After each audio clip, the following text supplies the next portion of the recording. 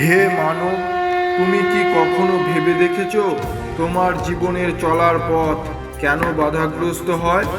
কেন তুমি বারবার ব্যর্থতার মুখোমুখি হও? মনে রেখো, বাইরের কোনো শক্তি নয়, বরং তোমার ভেতরের কিছু ভুলই তোমার পতনের কারণ। মহাদেব আজ তোমাকে সেই সত্যের মুখোমুখি দাঁড় করিয়েছেন। অহংকার। যে মুহূর্তে তুমি মনে করো আমি সব, ঠিক সেই মুহূর্তেই তোমার পতনের বীজ বপন করা হয়। অহংকার মানুষের বুদ্ধি ও বিচার শক্তিকে অন্ধ করে দেয়।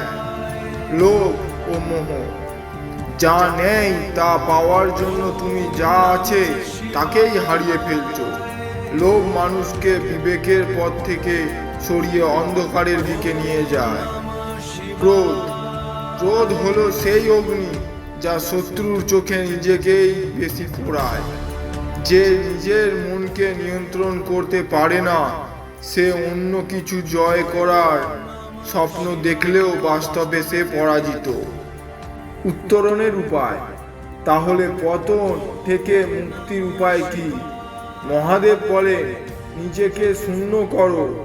যখন তুমি অহংকার বিসর্জন দিয়ে নিজেকে সামান্য এক অণু হিসেবে গ্রহণ করো, তখনই তুমি অসীমের সাথে মিশে যেতে পারো। কর্ম করো, কিন্তু ফলাফলের মায়া জালে আবদ্ধ হয়ো না।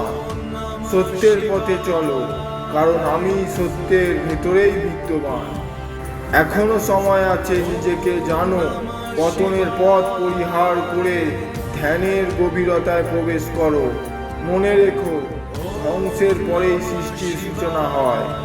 ভয় পেও না, আমি তোমারই সাথেই আছি।